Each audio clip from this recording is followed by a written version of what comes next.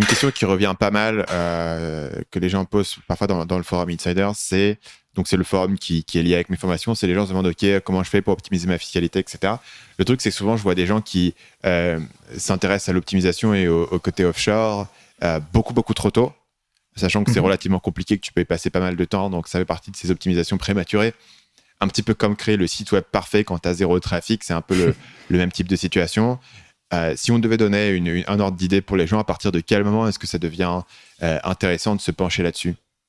À partir du moment où ils sont prêts déjà à quitter la France, parce qu'en restant en France, l'optimisation fiscale, ça va être extrêmement difficile puisqu'il y a des lois sur le contrôle des sociétés à distance, il y a des échanges d'informations maintenant qui sont automatisés, etc. Donc qui font que s'ils n'ont pas déjà l'envie de quitter la France, déjà, ça va être un problème. Parce que l'idée ici, c'est que même si tu peux optimiser tout ton impôt sur la société dans un pays X ou Y, de toute manière, tout revient à ta personne et à ton impôt sur le revenu et à ta résidence personnelle. Là où tu es résident fiscal, il faut choisir des pays de préférence avec des taxations territoriales, donc qui n'ont pas d'impôt sur tout ce qui provient de l'étranger, et également qui n'ont pas de CFC, donc des règles sur le contrôle des sociétés à distance. C'est les deux choses qui sont vraiment importantes à regarder.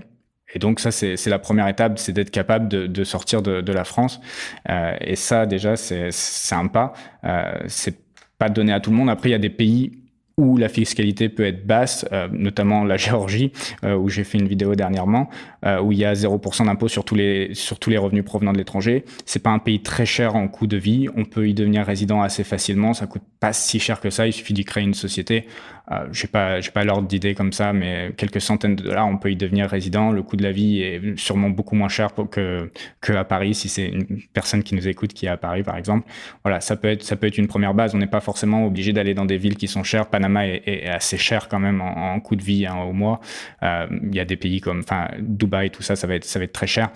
Voilà, il y a des options qui vont être moins chères. Et donc, en gros, souvent, j'ai cru que avant de faire cette formation, que la fiscalité était réservée que à ceux qui gagnaient beaucoup d'argent. En fait, il y a des options quand même qui sont accessibles à des gens qui n'ont pas encore d'énormes revenus. Une société au New Mexico, ça coûte $200-300 à créer. Hein, donc, c'est pas... Mais tu peux pas habiter au Nouveau-Mexique, donc non, surtout pas, parce que sinon ta société devient EDBUS, elle devient engagée dans Engage in a Trade or Business in the United States. Donc à partir de ce moment-là, tu deviens taxable. Il faut justement la détenir en étant étranger, cette société. C'est pour ça que c'est pas facile d'en parler sur un podcast. Il y a vraiment beaucoup de choses à prendre en compte. Mais si on se retire un tout petit peu des détails techniques, effectivement, je comprends que c'est compliqué, mais un des aspects, c'est que à partir de combien tu vois, il faut économiser combien d'argent de tes impôts pour que ça ait du sens de partir dans un autre pays, tu vois, de déraciner l'ensemble de ta vie. Et parfois, j'ai l'impression que les gens ont pas vraiment ce modèle mental de se dire, ok, combien ça représente, tu vois. Parce que c'est pour partir à l'autre bout du monde pour économiser 6 000 €. Je sais pas si ça a vraiment du sens de faire ça.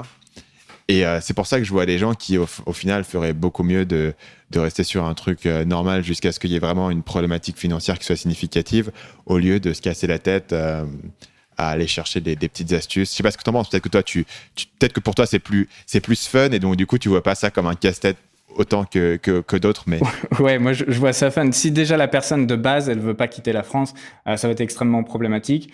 Ou si elle en a pas les moyens, autant qu'elle reste dans le format auto-entrepreneur en France, qui est pas si mal que ça. En fait, ce premier pas vers l'entrepreneuriat avec ce format auto-entrepreneur est pas si mal que ça. Après, dès qu'on atteint le plafond, c'est là où ça commence à être vraiment problématique, la France, en termes de fiscalité.